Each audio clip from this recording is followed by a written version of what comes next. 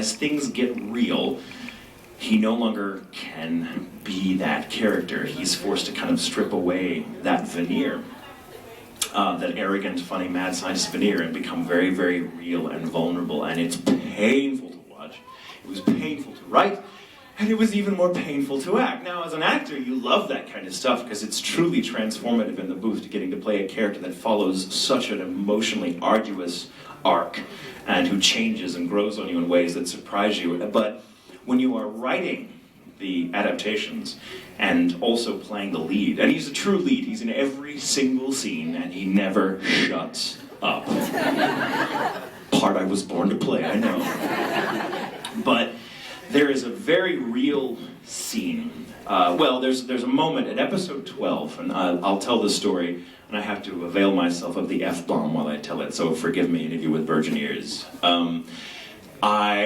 My ex and I watched the show together when it first came out, and he was a huge fan of it. Hadn't seen all of it, but had seen me write it and knew that episode 12 was the turning point. Episode 12 was like, after episode 12 was over, you had to watch the rest of the show right then and there or you were going to die. Like, that's what it felt like. And he's like, and I told him, I'm like, first 12 episodes are all we got. We don't have the last 12 don't come out till like December. That's 3 months away, so you're gonna hate me. Do you wanna hold off on episode 12? And he's like, no, let's watch it. I can deal with cliffhangers. We grew up watching Doctor Who together, come on. We got this.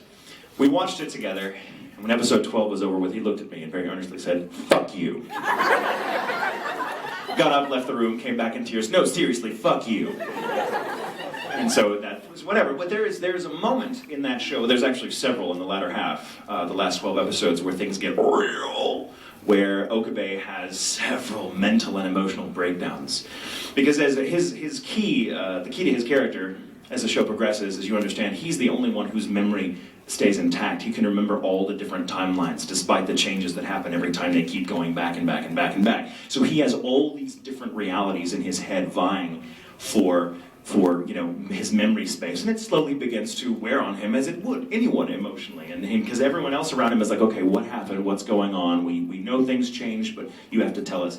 So there's a scene, and it's absolutely one of the most amazing and one of the most heart-wrenching moments I've ever had as an actor in the booth. I wrote the scene about a month before it actually hit in the booth, and while I was writing the scene, I dreaded it. I thought, oh my God, I cried my eyes out writing the scene because it's such a moment.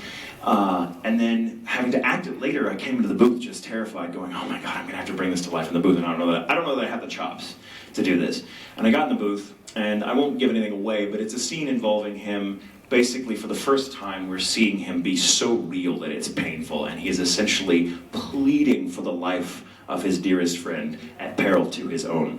And it's agonizing to watch. He is crying and he is saying, and this is a character who previously has been, I'm a mad scientist, I'm going to take over the world and blah, blah, blah, blah, blah, and I always know what's right. And here he is now pleading with these people, going, please, I'm shit, I'm nothing, just don't let this happen. And he's got tears streaming down his face, and I get chills just talking about the scene.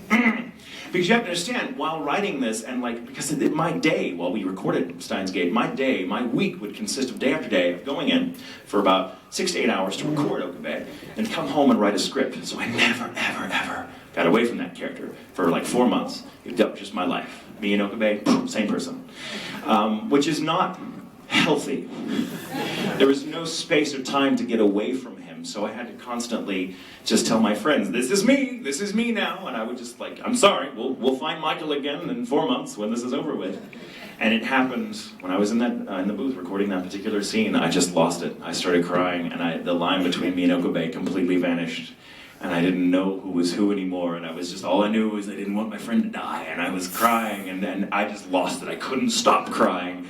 And I was like, ah! And then Colleen Clinkenbeard, the show's wonderful director, was like, you need to take a break. I'm like, I do. So I went out, had a nice, cup of coffee, and splashed water on my face. Came back in the booth thinking, all right, let's do this scene again. She's like, oh, no, honey, it's great. You know what? Everything you just did worked, and we're using it. I'm like, okay. She's like, are you cool with that? I'm like, yes. So, if any of you are interested in seeing J. Michael Tatum have an emotional breakdown and actually hearing it, episode 14 of Steins Gate. Yes.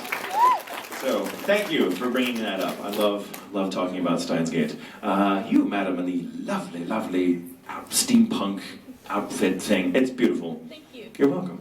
I have a two-part question. One, can you tell us if your character from Dawn of the Seeker will be in Dragon Age Inquisition? Oh, I want to know the answer to that.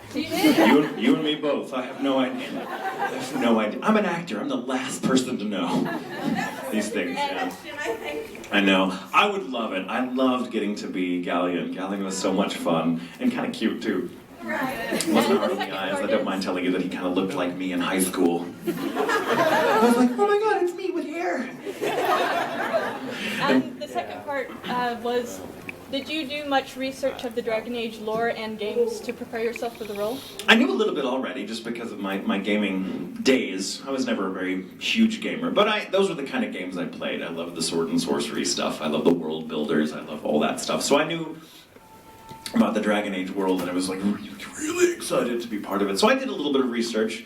You know, nothing like an exhaustive amount. I wasn't like Gandalf and like Gondor going through all these scrolls. I mean, I would have been if I'd had the time, but no, it was really, what was really cool about that experience though is that was the first time we got to do prelay on something. That was my first experience doing prelay, where all of us were like actually recording together, and they're filming us with mocap, so, you know, the facial features and all that, that's us. That's our faces, and they animated it to our facial features and our deliveries on the lines, which is really cool. That never happened. We're like, yeah, fuck it, Japan. Now you got to dub us. Whatever. We had a great time actually. It was really, really a lot of fun. And then watching the end product, I was very proud of that. Very proud of that. Beautifully animated movie. I love it. And I hope that character comes back because I think there's a lot of potential. And I think his role in Dawn of the Seeker was kind of a tease. You know, he's there, but you're like, oh, there's more. There's depths to him yet. Let's see more. So hopefully, from your mouth to God's ear, we'll see more of him. You there at the end, my dear. How are you? Good. Good. It's been a while. Yeah, I saw you last night though. Yeah, you did. Well, it's been hours. Timey-wimey, wibbly-wobbly. I don't know what's going on. Slightly personal question, but... Shit. Shit. But I have to know, are you and Dakota, like, blood siblings, or did you kind of, like, adopt them as a father? We're gonna let that remain a mystery. Maybe we're blood related, maybe we're adopted siblings. I don't know. Love you. Huh? Love you. I know you think you do. Your love hurts. No, Dakota's very important to me. He's my little bro, my LP. I love you guys' relationship. Oh, thank you. Please stop it with the fan fiction, all of you. That shit's just creepy. Please. Please. No, I know you didn't mean it like, but it's out there. I've seen it, like, here's a picture of you and your brother making out. I'm like,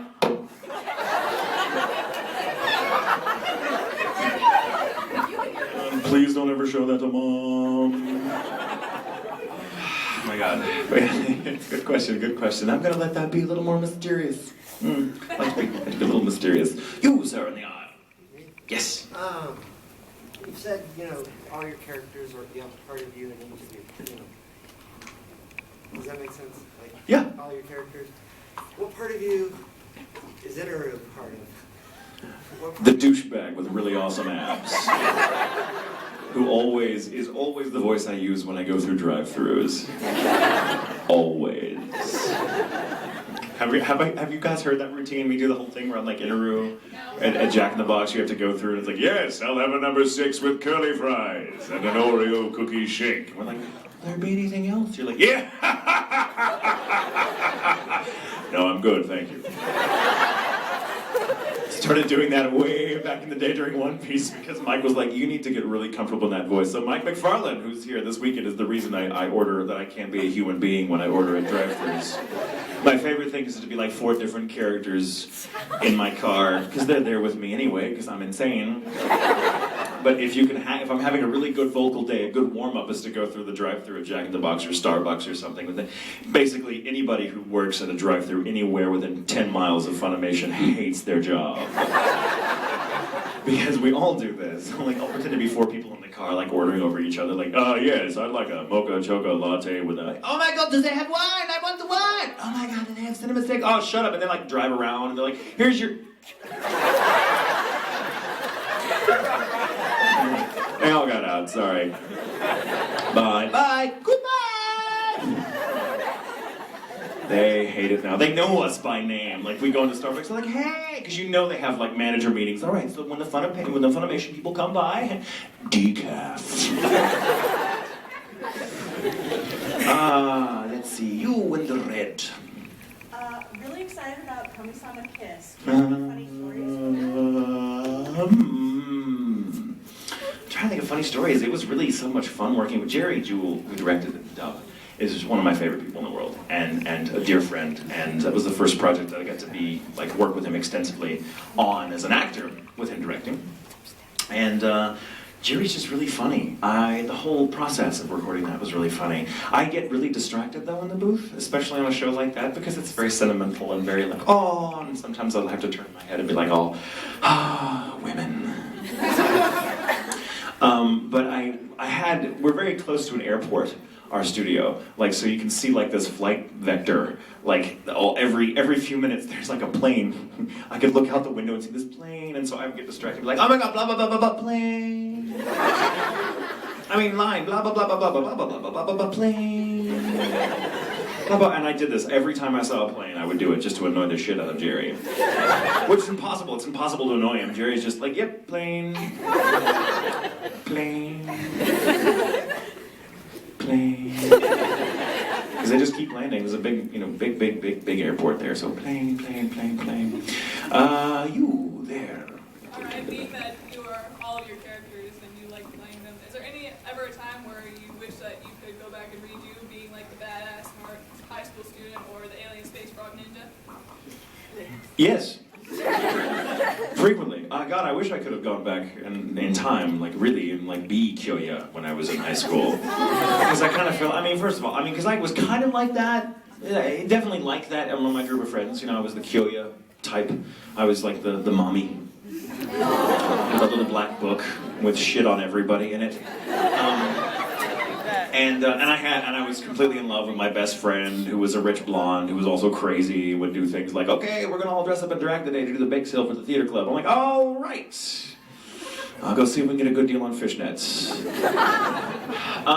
But I wasn't as cool or sexy in high school, so I'd love to go back and have that be the case. Because who doesn't want to be sexier and cooler and actually know what you're doing in high school? Because you don't. No one knows what you're doing in high school, and if you do, you're doing it wrong.